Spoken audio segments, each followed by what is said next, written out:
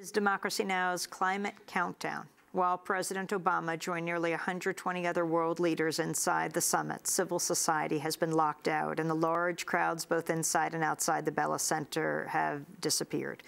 With the talks entering the final 24 hours, a leaked UN document exposed yesterday on Democracy Now! With French news website Mediapart has created a firestorm of controversy here at the summit. The UN memo determines that global temperatures would rise by an alarming 3 degrees Celsius, or 5.4 degrees Fahrenheit, under the current emissions targets being discussed. Developing nations suffer the most from climate change. The G-77 is the largest developing country bloc represented at the climate summit here in Copenhagen, representing more than 130 nations. Lumumba Stanislaus Di-Aping is the chief negotiator for the G77, which is currently chaired by Sudan. I spoke with Ambassador Di-Aping yesterday here at the Bella Center. I began by asking him to outline the requirements of an acceptable climate treaty. The first criteria is that it must be on the trajectory of 1.5 degrees Celsius, 350 ppm, and 60% reductions by 2020.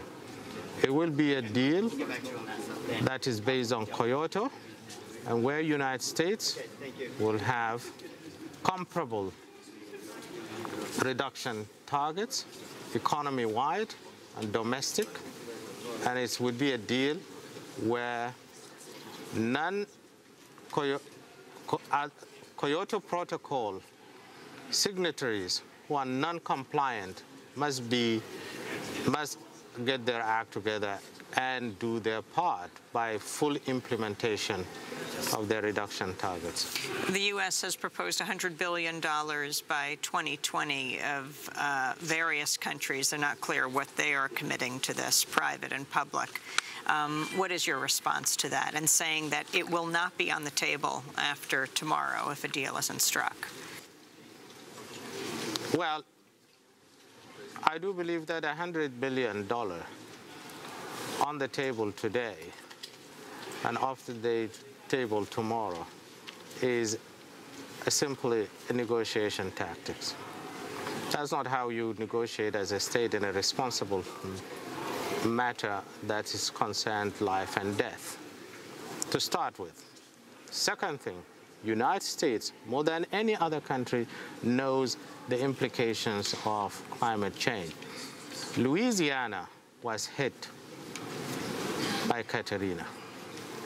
And until today, we know how much, it's almost trillions of money is being spent in order to resuscitate and rebuild Louisiana.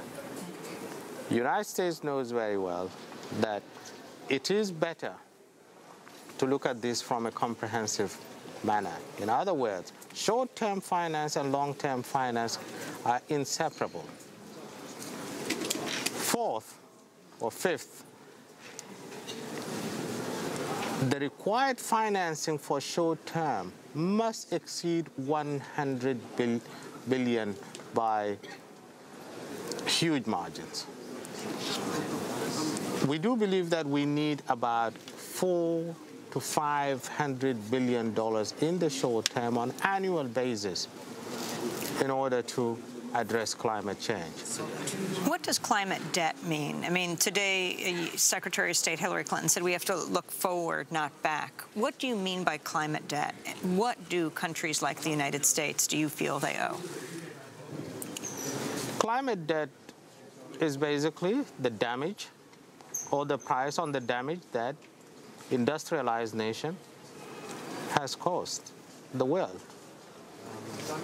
It is a fact of life.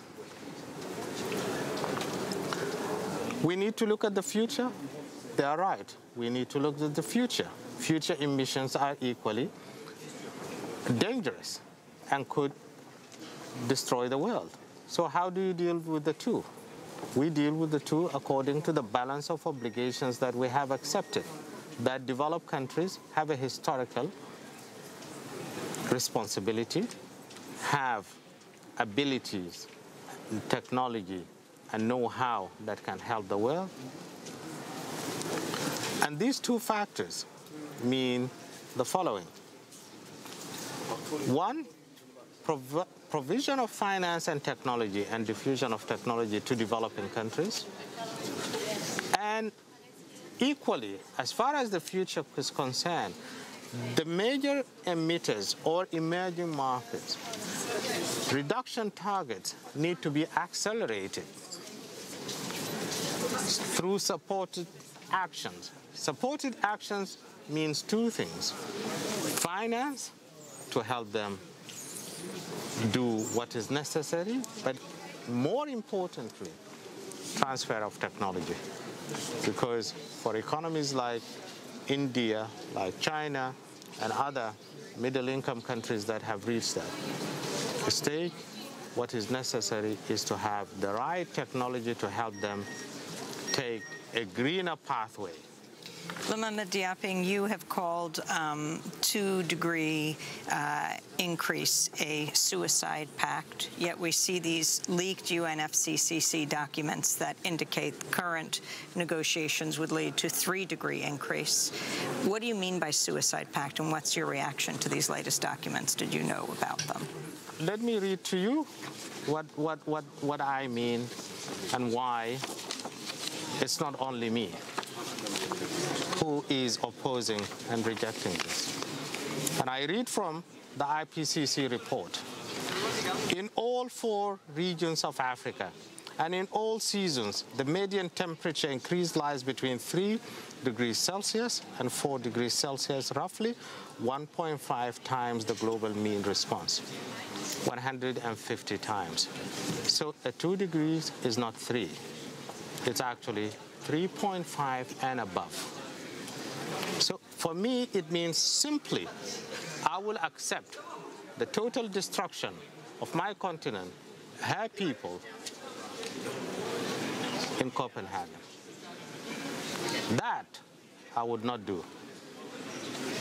That should not be asked of Africa, because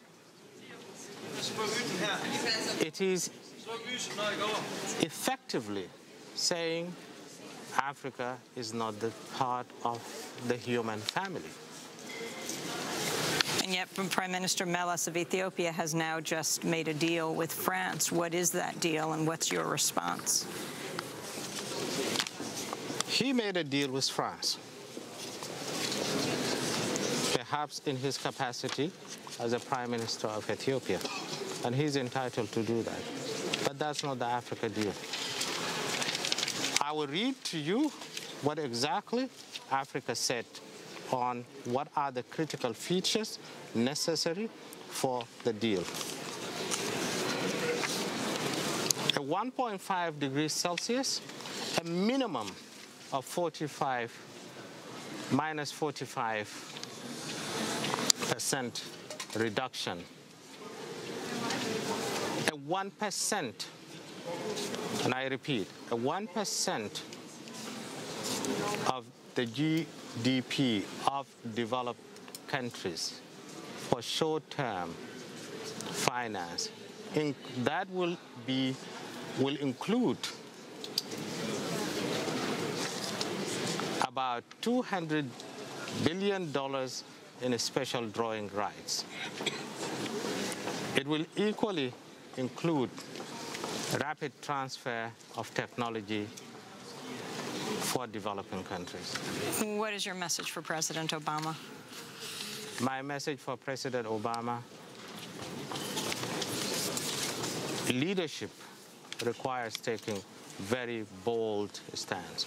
Leadership is a set of elements, including moral, ethical, economic, political.